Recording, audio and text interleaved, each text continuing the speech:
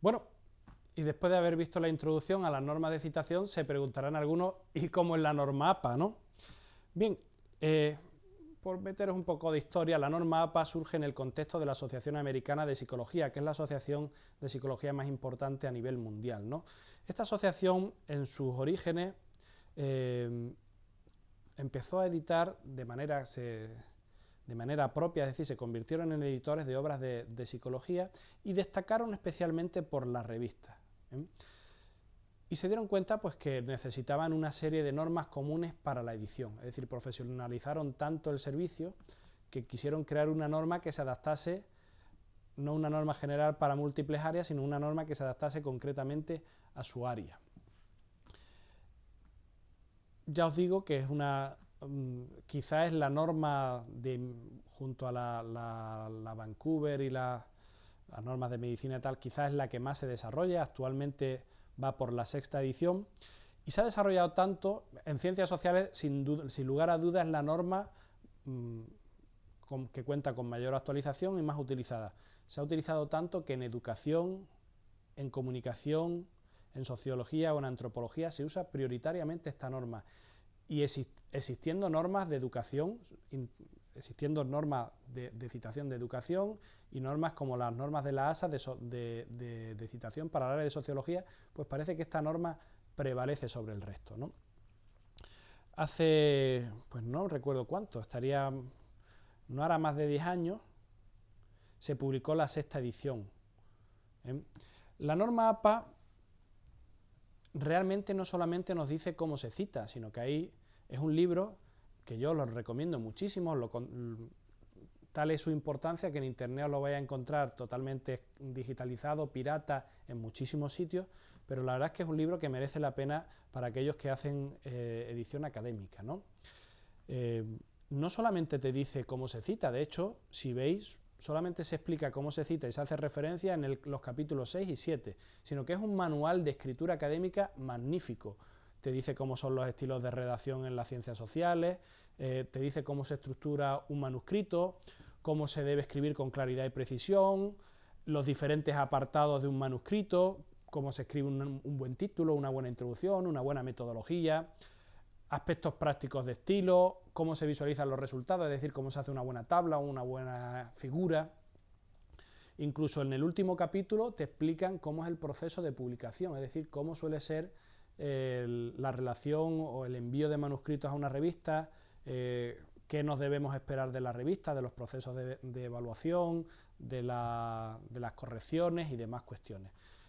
Es un libro magnífico. Si os tienen que hacer un regalo breve, en fechas próximas, os recomendaría que le pidieseis el manual de publicaciones de la APA, porque ya os digo, es un libro importantísimo. Yo tengo varios libros de publicaciones, de metodologías que te explican este tipo de aspectos, pero para mi gusto quizá el APA es el referente. Aparte, que es el referente. Muchas veces vas a publicar una revista y la revista no te dice exactamente cómo se hacen las tablas y te dice directamente según el estilo APA, ¿de acuerdo? Es decir, que la norma APA es algo que hay que comprarse o hay que tener, aunque sea descargado, pero yo recomendaría muchísimo, además no es nada costoso, que la tuviesen descargada. Y lo pueden encontrar de segunda mano, en fin, probablemente de los libros más vendidos en el mundo. Bien, como he dicho, cubre varios aspectos de la edición, pues te dice cómo tiene que ser el tamaño, como si tienes que utilizar una o dos caras, te dice la norma APA que solo utilices uno, el tipo de letra, te dice que uses una letra Tiny Roman o Courier New, el tamaño de la letra, el color, el interlineado, la alineación, en fin, una gran cantidad de cuestiones. Os tengo que advertir que tanto para vuestro TFG, TFM o incluso para la revista, estas cuestiones normalmente no se especifican tanto o no son tan importantes, sino que la revista te dice, pues por ejemplo, yo quiero que el tamaño del título vaya a 18 y el tamaño... Y eso no lo dice APA. O dicho de otra manera, normalmente las revistas nos dicen, vamos a usar la norma APA para todo, sobre todo para la citación, y en algunos aspectos te dice, y concretamente quiero que el título de las figuras vaya encima, y el título de las tablas debajo. Es decir, hay algunos aspectos en los que se contradicen con la norma APA y bueno, pues lo que tiene que hacer uno simplemente es quedarse con aquellas instrucciones claras que nos dice nuestra universidad o que nos dice nuestra revista y en todo lo demás usar la APA. ¿De acuerdo? Otro aspecto que nos indica la APA son las abreviaturas que podemos usar. Hay una serie de abreviaturas que no tenemos que introducir. Por ejemplo, capítulos, edición revisada, volúmenes. Estas abreviaturas las podemos poner sin ningún problema en nuestro texto cuando estamos escribiendo. Y hay otras abreviaturas que sí tendríamos que introducir. Os he dicho de otra forma, la primera vez que la usemos, introducir en paréntesis exactamente qué significa la abreviatura o las siglas, ¿no? Uso de abreviaturas o el uso de siglas. Por ejemplo, si usamos las siglas UNIR, pues tendríamos que decir Universidad Internacional de La Rioja. La abreviatura, etcétera, podemos utilizarla, pero no podemos utilizar, por ejemplo, en lugar de PTM, Practicum, pues no podemos utilizarlo porque no está indicado en la norma APA. Tendríamos, en todo caso, que usarlo la primera vez y en una nota entre paréntesis o a pie de página indicar exactamente qué significa la abreviatura. Otro aspecto que nos indica la norma APA es cómo deben ser las figuras y las tablas. Por ejemplo, una cosa llamativa es que la figura te dice que el título de la figura tiene que estar a pie de página, perdón, debajo de la figura. Tradicionalmente nosotros lo ponemos encima, ¿verdad? Bueno, pues si tenemos dudas, lo que tenemos que hacer es ver cómo se han publicado otros artículos o tal y ver exactamente si siguen a rajatabla el título de figura abajo. Yo os tengo que decir que yo tengo varios artículos publicados, vamos, tengo casi 30 y casi todos con norma APA y realmente solamente en uno o en dos tengo el título debajo de la figura porque la revista, aunque decían que utilizaban la norma APA, ponían los títulos encima, con lo cual al final prima lo que dice la revista sobre la norma general en la que se supone que se basa.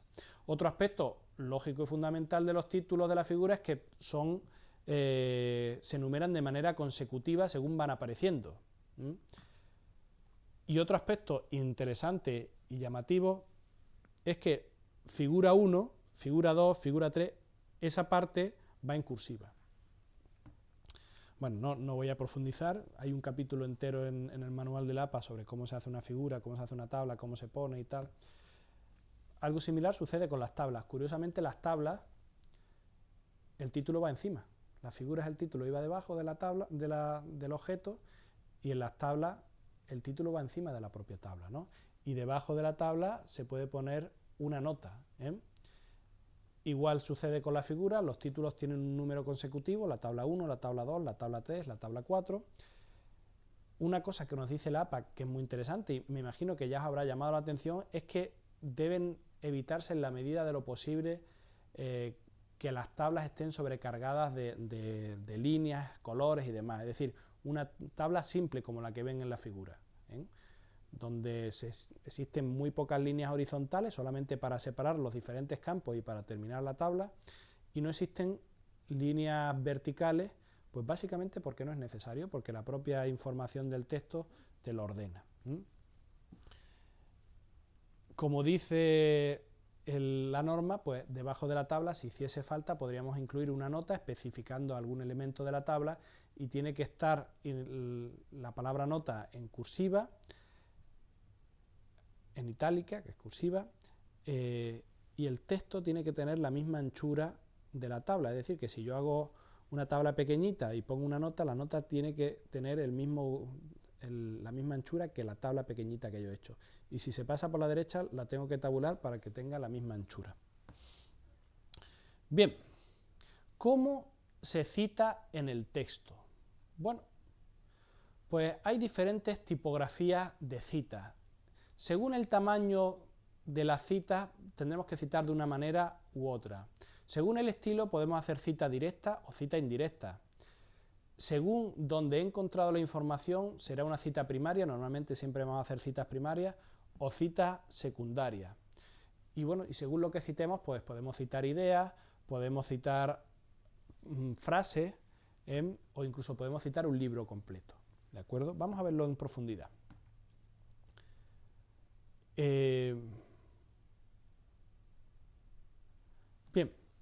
Ahora lo vemos más en profundidad, pero lo primero es que la cita, y esto es importante, no debemos confundir la cita con la referencia.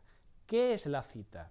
Pues la cita es aquella información que está insertada dentro del texto. En el caso de la APA es justo después de la frase en la que hemos dado, de la frase donde está la información externa o donde la propia frase es copiada de otro sitio, abrimos paréntesis y ponemos el apellido del autor o de los autores, coma, el año del documento y, si es importante, la página donde está ese documento. Normalmente la vamos a intentar poner, ¿de acuerdo? Eso es la cita. No la confundamos con la referencia. ¿Qué es la referencia? La referencia es lo que nos encontramos al final del texto, la bibliografía, es decir, la bibliografía donde están todas las referencias bibliográficas. La referencia bibliográfica no es ni más ni menos que la cita desarrollada, donde ya te dice el título del artículo, el nombre de la revista, el volumen de la revista, el número digital, el número digital del artículo y demás, ¿no?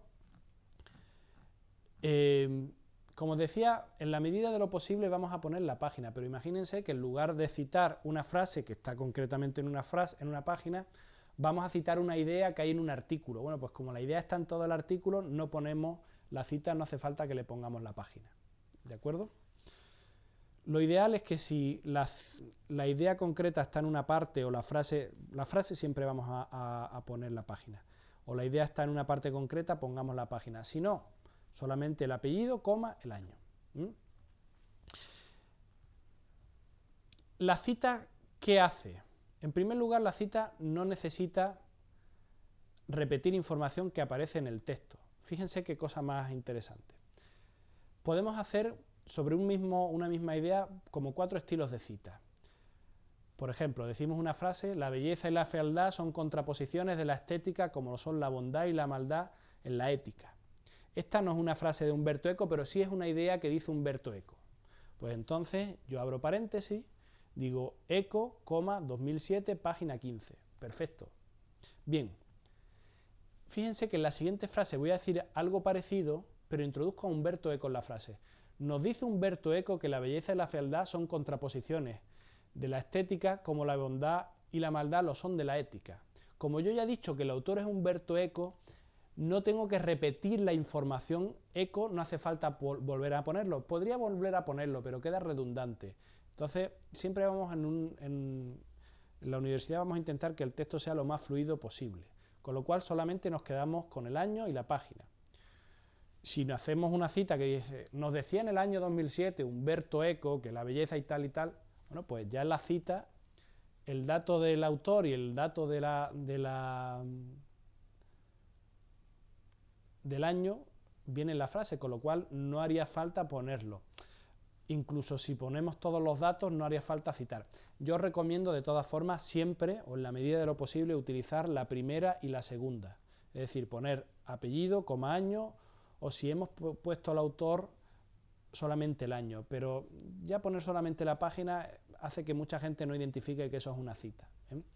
Y además vamos a intentar en la medida de lo posible hacer que el texto sea lo más fluido, porque ya ven que cuanta más información le quitamos a la cita, más información ocupa el texto. No sé si se han dado cuenta, pero los textos cada vez ocupan más.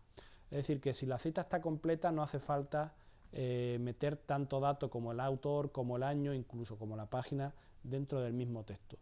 Y lo normal es que lo que nos interese cuando estamos haciendo un artículo científico o estamos haciendo nuestro TFM es que el texto sea fluido, porque después alguien tendrá que leerlo y lo agradecerá, ¿no? Bien, os decía, y esto se me ha saltado por error, que según tamaño las citas se hacen de una manera u otra.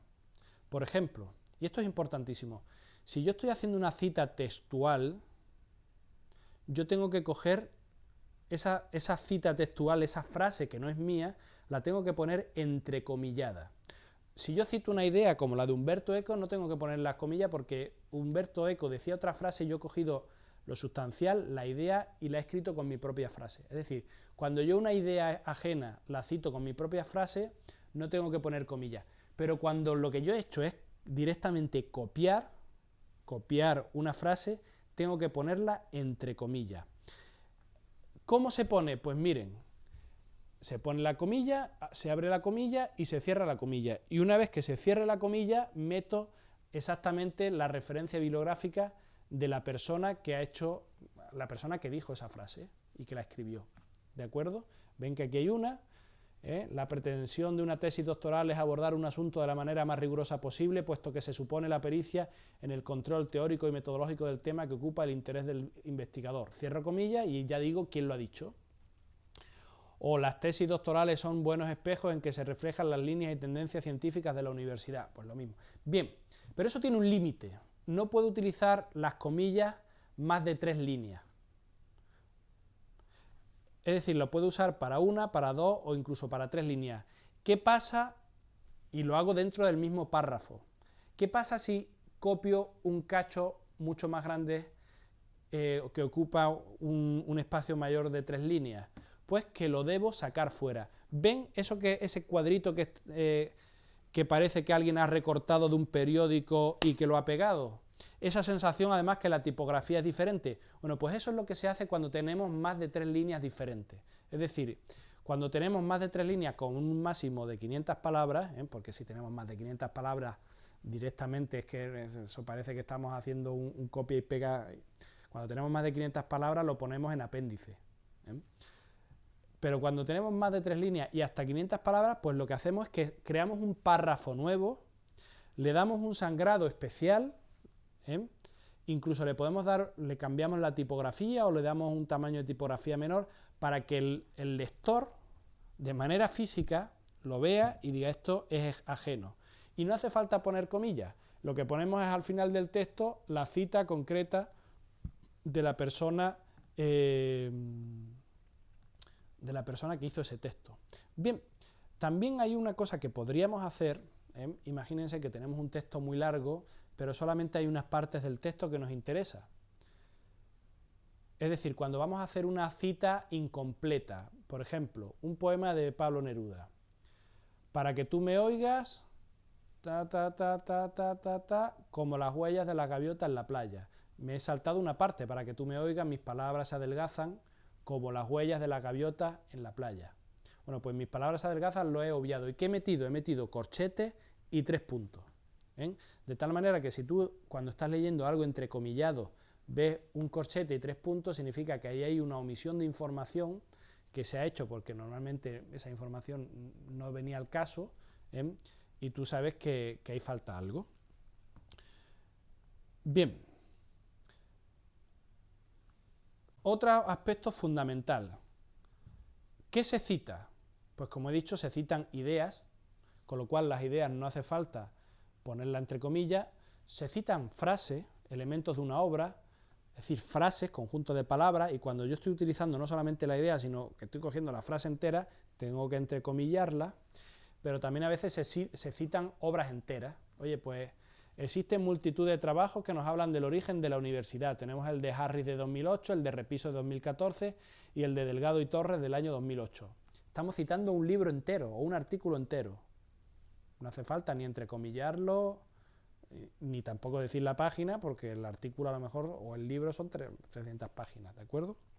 Lo habitual es que citemos ideas parafraseadas y elementos de la obra, pero bueno, también será común que de cuando en cuando citemos obras generales. Bien, otra cosa importantísima. Las citas pueden ser directas o indirectas, esto lo hemos visto antes. ¿Qué es una cita directa? Una cita en la que en la frase se nombra al autor, y como se nombra al autor nos podríamos evitar poner al autor después en la referencia, en la cita, entre paréntesis, o podemos repetirlo. Y una cita indirecta es en la que no se nombra al autor y el autor aparece después entre paréntesis, ¿no? Los directores de tesis son considerados como los gatekeepers de la profesión y también como los agentes socializadores de la profesión. Fíjense como estas dos ideas, que son de la misma persona, de Girbehan Gemerus, las he puesto las dos por separado, diferentes, con su autor.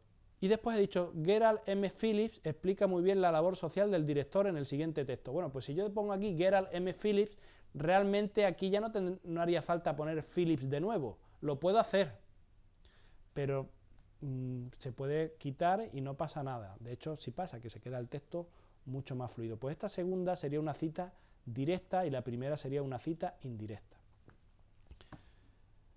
Normalmente a estas alturas pregunto si tienen alguna duda, pero esto es una clase magistral, con lo cual espero que esté siendo lo suficientemente claro. Bien, la cita también puede ser una cita primaria o secundaria.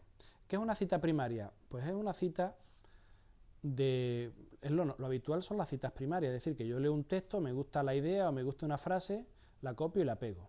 Pero a veces sucede que leo un texto y en ese mismo texto me encuentro una frase citada de otro trabajo.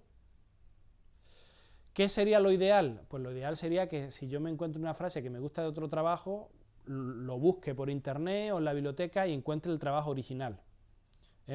Pero a veces sucede, y esto pasa mucho con los trabajos antiguos, a veces sucede que ese trabajo ya no está disponible, con lo cual tenemos que hacer una cita secundaria. ¿Cómo se hace una cita secundaria? Pues fíjense, esto me pasó a mí en la tesis doctoral. Este texto es una traducción de un libro de Durant del año 1950.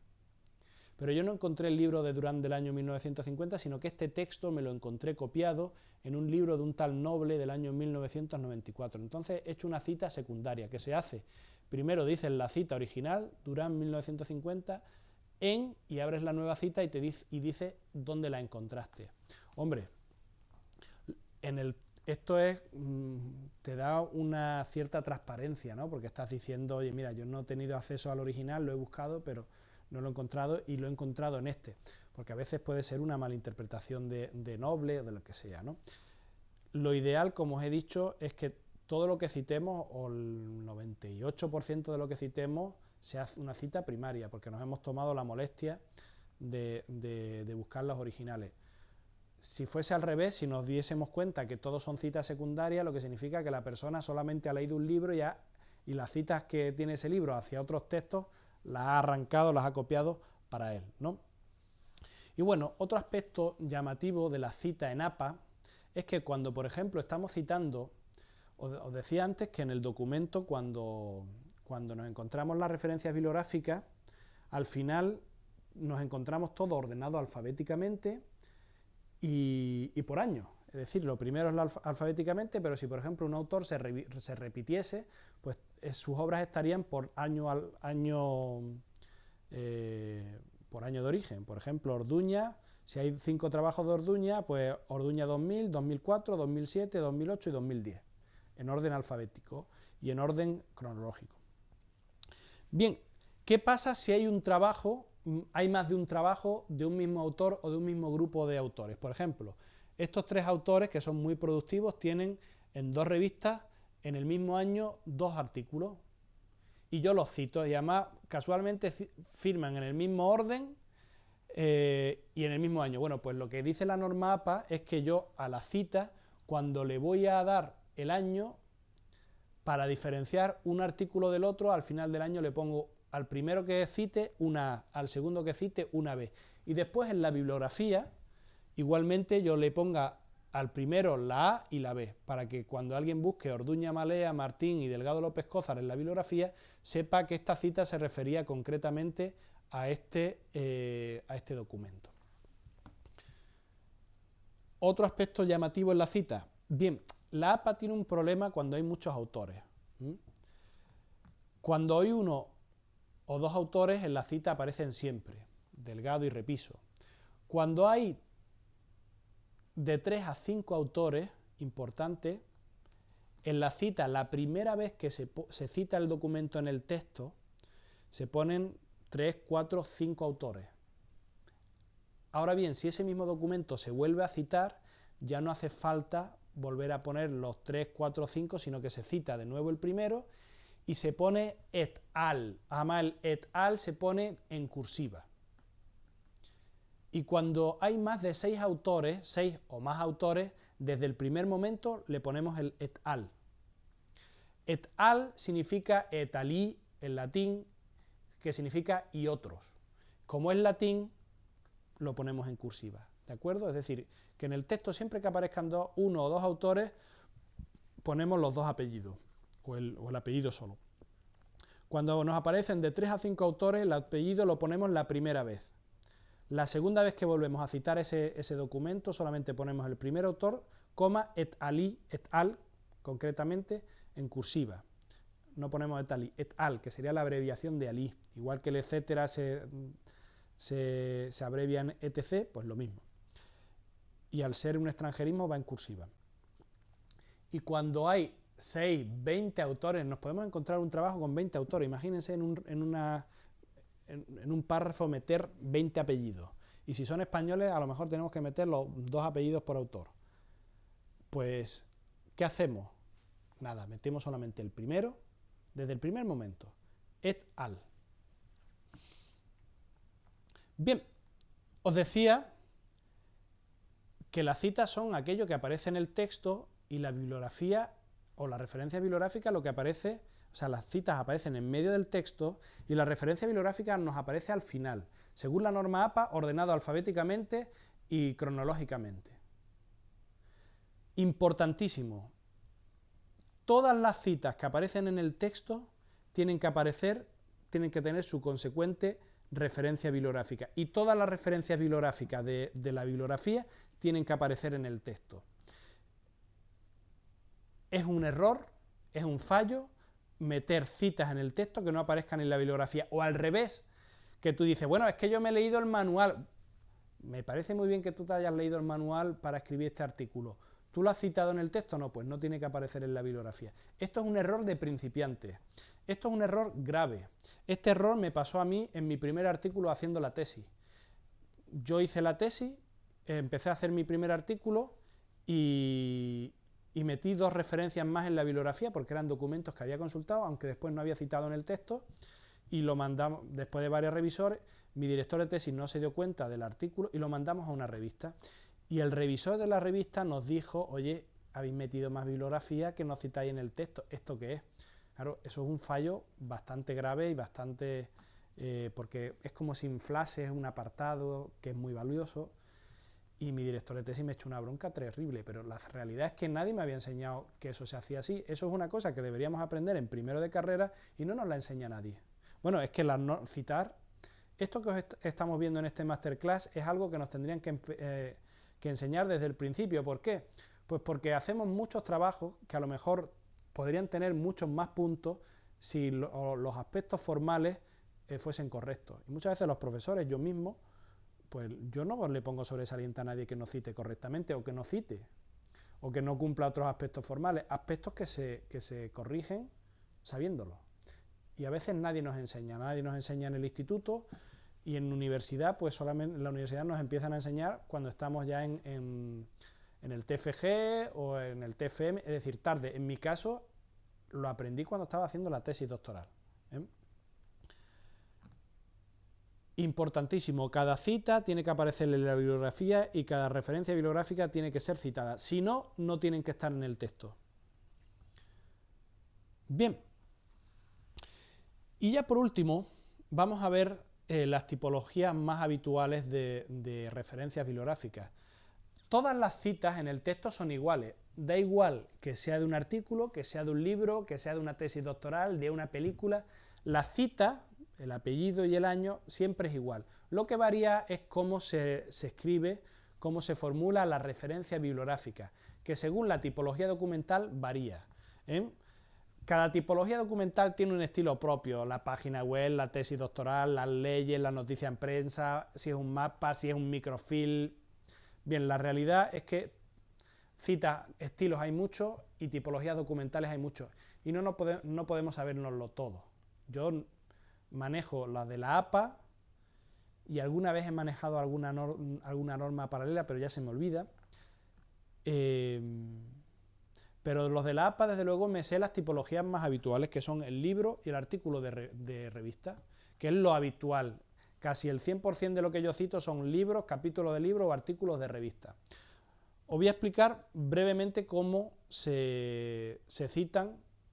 cómo se referencian, citar es lo que va en medio del texto, cómo se referencian estas dos tipologías. Bueno, ¿cómo se referencia el artículo de revista? Pues en primer lugar, apellido, coma, las siglas del nombre, uno por autor, abrimos paréntesis, año, punto, título del artículo, punto, nombre de la revista en cursiva, volumen de la revista en cursiva, abrimos paréntesis, número de la revista en cursiva. Cuando no tiene volumen directamente no lo ponemos, cuando no tiene número tampoco lo ponemos. Coma, las páginas, página inicial del artículo, la 13, y página final del artículo, la 50. Ya sabemos que el artículo tiene 35 páginas. Y un elemento nuevo que se ha añadido, que esto es muy común en los artículos recientes, desde el 2008 en adelante, es que los artículos tienen una especie de número de identidad, un DNI, un DOI, se llama DOI, objeto digital, identificador de objeto digital. ¿Bien? Si lo tuviese, habría que ponerlo. Por ejemplo, fíjense este, Abdeltawab, N sería el nombre, coma, y como son los últimos dos artículos, se pone una I en español o un AN en inglés, Rotter, D, la relevancia tal, que sería el título, punto, esto no estaría mal, porque al ser inglés tendría que ser un AN, no una I. El título de la revista, Social Science and Medicine, 54 en cursiva, abrimos paréntesis, ya no cursiva, un 9, 1357, 1368, punto, DOI, y el DOI, el número este que os decía, que efectivamente permite identificar unívocamente. Además, el DOI tiene una función muy interesante, que es un hipertexto. Si nosotros pinchásemos ahí, nos llevaría a la página web donde está ese artículo, ¿no? O, por ejemplo, este artículo, Alsen, E, 1991, el título de la revista en cursiva, el volumen, el número y la extensión. Fíjense que no lleva DOI.